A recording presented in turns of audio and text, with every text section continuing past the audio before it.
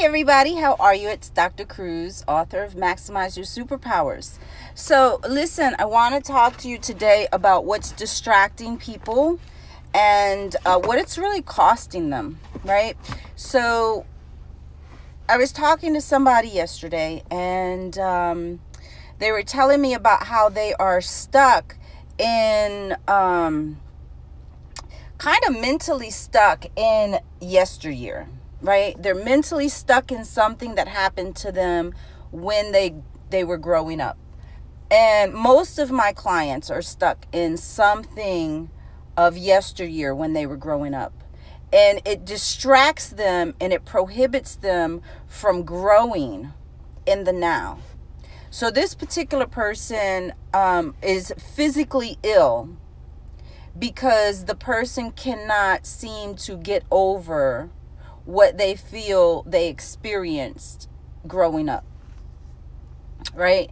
And so it's really important for us to really understand that when we give too much focus and attention and thought to what happened to us in our childhood, that it freezes us in that moment. We cannot move past that moment. And if we cannot move past that moment in yesteryear, maybe it happened 10 years ago. Maybe it happened 20 years ago. Maybe it happened 30 or 40 years ago. Whatever the case may be. Even longer. I've had clients, geriatric clients that are still stuck in some portion of their childhood. And so it's really important that we all understand what is the cost of that, right? What is the cost of me being stuck mentally and emotionally in my childhood? Something that I could not get over. Even if it's not specifically your childhood, something of yesteryear, some regret, some pain, some abuse, some experience that we feel has cheated us, has harmed us, has caused us some kind of resentment. Right? So this person I'm thinking of is physically ill now. Decades later, maybe a decade later, physically ill, suffering, consciously. They're conscious of their physical ailment, and they could turn it around if they were focused on the right thing, their personal power to turn it around. But what happens more often than not, and this is why therapy even exists, is that people don't know how to get unstuck from their upbringing, from yesteryear. Then there was someone else recently I spoke with who was stuck in the treatment that they received in their upbringing. 2 decades earlier. 2 decades. Like, I really want you all to understand this because you all are experiencing it too. The cost is your current life. It's too high. You gotta move on from the past. Somehow, some way, decide. It starts with a decision.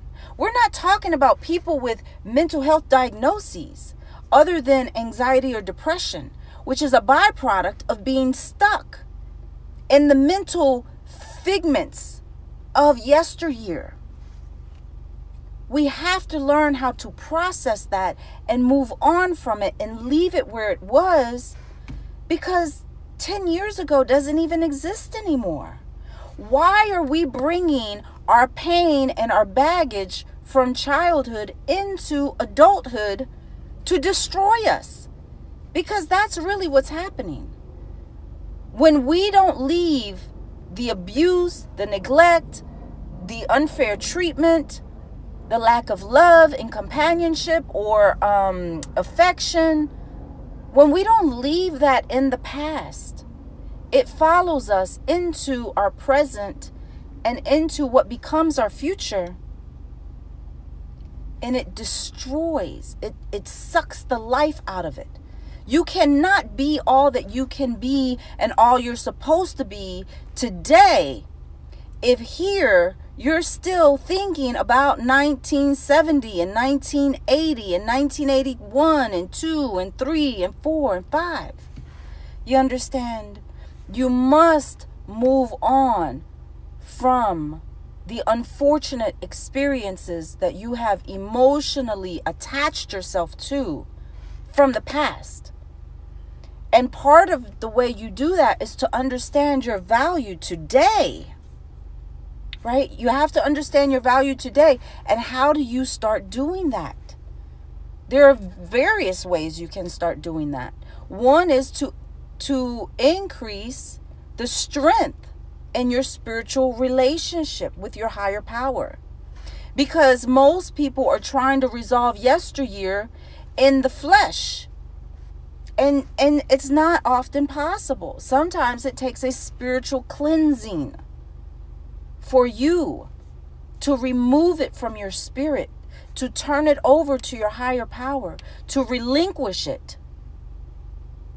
Sometimes it takes hypnotherapy, guided imagery, mental health therapy.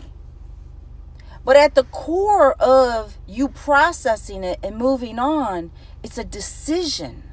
You must make a decision that my life today is more valuable than whatever memories I'm stuck with of yesteryear. That I refuse to give my power today away to the people who abused me or neglected me or didn't love me, whether it was a significant other, a parent, a sibling, foster care, whatever the case may be.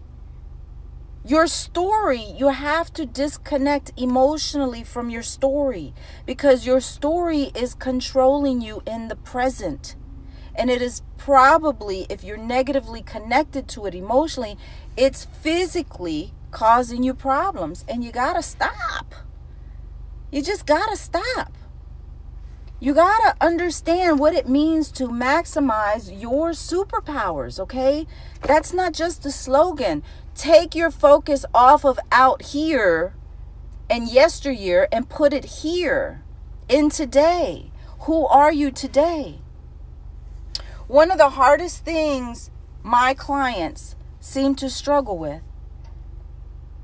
is mirror work. They cannot even look in the mirror and talk to themselves, to acknowledge themselves, to say, I love you. Girl, you are all right. You are all right. Look in the mirror and say, girl, you are all right. I don't care what you've been through, or guy, dude, bro, whatever. Look in the mirror and say, bro, you all right. You all right. Girl, you are all right. No matter what you've been through, you're talking to yourself now, right, in the mirror. No matter what you've been through, you have survived it. You have overcome it. You're a champion. You got a lot of personal power. Let's focus on now. What can I create for me now? Right? You got to pull yourself into the present. Disconnect like a train. You know how a train, one cart of the train, I don't know what they call that. One segment of the train is caboosed or connected somehow to the other. There's a word for that part of the train. I don't know what the word is. But they're connected, right? It's not one long, big train. They're compartments of a train that are connected by a thing.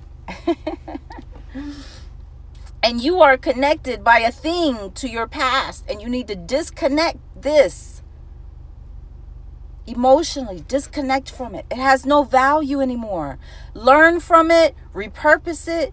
Do whatever you got to do to process it in a healthy manner, but disconnect emotionally from it, because it's destroying you.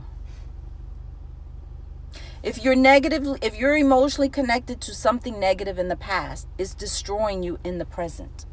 Whether it's through guilt or anger, anorexia, depression, anxiety, self-doubt, insecurities, it's stealing your power today.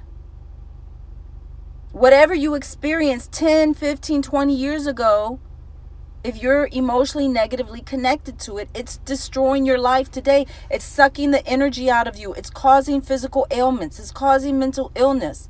It's causing anxiety and depression and doubt. And, come on. We don't have forever to live, and nothing on this earth, not no person and not no thing is worth you harming yourself over. Whether it's suicide, depression to the point where you can't function properly anymore. Like, come on. You are stronger than that. You have to claim who you are today. And you have to get around people who are going to feed life into you. Because this thing called life is a ride. And the ride comes to an end. We can't let this ride end when we gave all our power over to someone or something that took away our present. You got to reclaim it. You have to reclaim yourself, maybe for the first time ever. But you have to step into your Supergirl and Superboy boots and say, you know what? This is my life. This is my life. This is my life. And they don't get to fucking destroy it. They don't get to live here rent-free. They don't get to live in this mind, body, spirit and suck my energy out. You're allowing it. And you and only you can stop it. It starts with you. It starts with a decision. Okay? It's sad, man. It's sad. It's sad. It's sad that I see people. I work with people. It's sad. It breaks my heart. And I know there's so millions of people out here. All of us, we're not exempt. If we've experienced heartbreak or trauma or abuse or neglect, lack of love, bullying, racism, it distorts our perspective. It changes our mental state. And it takes away our opportunities for today. Today, listen, when you were a child, you didn't have authority over certain things, but you're an adult now. You have total authority over you. No one has authority over you if you proclaim your authority. You have to step out into authority in this world. And you have to say, okay, this is what I'm focused on. This is what I'm going to achieve. This is who I'm going to become. This is what I'm going to resolve. And you have to do that within you. It's a declaration of independence within you. Let go of the past. Let go of the memory of the people that didn't care for you, didn't love you, didn't know how to love you, didn't treat you right. Focus on you. I don't watch the news. I don't give a damn about people. Whoever hurt me in my past, I don't give a damn about them. And I refuse to let that experience destroy me in the present. Now, I will say this. It's not as black and white, right? But it does start with a decision. The decision is black and white. I decide today to proclaim my independence from my history. I am not going to be a prisoner of it anymore. That is black and white. That's a decision, okay? There's no gray area. You either decide to take authority over your life or you don't, right? That's a very clear and cut. Now, the process is different. The process is not black and white. The process is bumpy, and you're going to go up hills and you're going to go down in valleys because you got to clean it out. You got to cleanse yourself of it, right? So that's a process. That takes time. But if you decide to make yourself the priority, to make your life the priority, to make your health the priority, to make your calling, figuring out your calling, whatever it is you want to do in life, how am I going to serve humanity? The moment you make that a priority, you shift gears. Just like if you're in a car, you shift gears, okay? And now you're on a new path in life because you have a new focus. And then you feed yourself personal growth and development information and positive affirmations and support systems and mental health and whatever it is you got to do. But you shift yourself out of the trauma and the pain and the memories. And everything's not trauma, right? Sometimes people create trauma because it's their perception, right? I'm not saying that something that you experienced in life wasn't horrible, but it doesn't always have to be categorized as trauma, right? Sometimes it's just fucked up. I went through some shit, but let it go. Move on from it. Stop carrying that negativity and that pain and all of that sickness and illness into your future. You get to decide to stop doing that. Only you get to decide that. No one else can come down from any other place and say, hey, I'm going to free you of this. That's got to start with you. And that's why I promote maximizing your superpowers with everything, because I come from what I'm telling you. I come from that abuse and that trauma and that neglect and no parents and foster care and sexual abuse and homelessness. And I had to disconnect from the bullshit. And I had to proclaim my superpowers because I refused to be the same individual that they created, right? We start off innocent. And then the people in our environment, if they're toxic, they make our fucking mind, body, and spirit toxic because we're kids. We don't know better. We don't know what to do. But you're an adult now. And if you're not an adult, you're a teenager or whatever, but you have power over your mind. And maybe no one's taught you that. No one taught me that. I mean, who goes around saying you have power over your mind? Right? Not many people. That's not a discussion everybody's having. But I'm telling you right now, you have power over your mind. Are you going to move in position and declare it? Okay? You got to move in position and declare it. Declare it, decree it, proclaim it, and receive it. There's a chapter in my book called The Superpower of Your Doppelganger on page 96. It's a very interesting topic. Maximize your superpowers.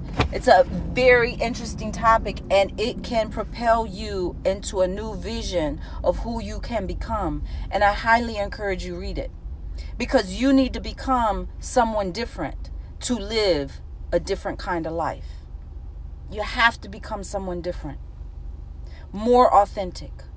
You're not creating a false sense of yourself. You're cleansing yourself of the old and recognizing, hey, I can be someone different because I have control over that. And that's what you'll find on page 86, Maximize Your Superpowers. The superpower of your doppelganger. It's very important, okay? So I hope that I've given you something that you can hold on to that will free you spiritually, free you mentally from the bullshit of yesteryear. Listen, let it go. Let it stay there. Let it be.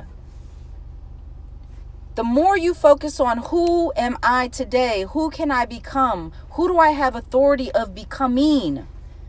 We're always becoming. You're either becoming more depressed, more guilt-ridden, more anorexic, more depressed, more, anxious, or you're becoming healthier. You're becoming more empowered. You're becoming more focused, more clear, more spiritually guided, more rested, more inner peace. You understand? You get to choose. You get to choose. You have the power. Please know that. Okay? All right. I'm Dr. Cruz, author of Maximize Your Superpowers. And if you don't maximize them, this thing called life comes to an end. And whatever story you have when you die, that's the story you allowed. You allowed it. So figure out what story you want to leave when you die. What story do you want other people to tell about you? See, they could have said, oh, poor Capri. She grew up in foster care and was abused by her parents and became homeless and went through domestic violence relationships and all these horrible things. And then she died. She made nothing of herself. And that would be a similar story that my mom had, right? She lived a pathetic life, and she died a pathetic woman. And I feel sorry for her because no one taught her the things that I know. So I count myself highly blessed. And I'm filled with gratitude every day because I've been given an opportunity that my parents didn't have. I have wisdom my parents didn't have. And you can have wisdom that maybe your parents didn't have. But I decided to change my story because when I die, I want my grandkids and my daughter to be able to tell a good story about me, not a pitiful one like I have of my mother. Right? And so they get to say something really great about me. And they get to attach themselves. See, future generations, their identity is going to be attached to my identity. So I had to create a new identity for myself because I want them to have the best identity that they can possibly have. And if you want that for your kids and for your grandkids, then it starts right now. It starts today with a decision that you make. Okay? Make that decision. Who do you want to become? Go to page 86 and maximize your superpowers. Read the chapter about your doppelganger because that's where you start. That's where you start. Okay? All right. I'm Dr. Cruz. I will talk to you all tomorrow. Bye-bye.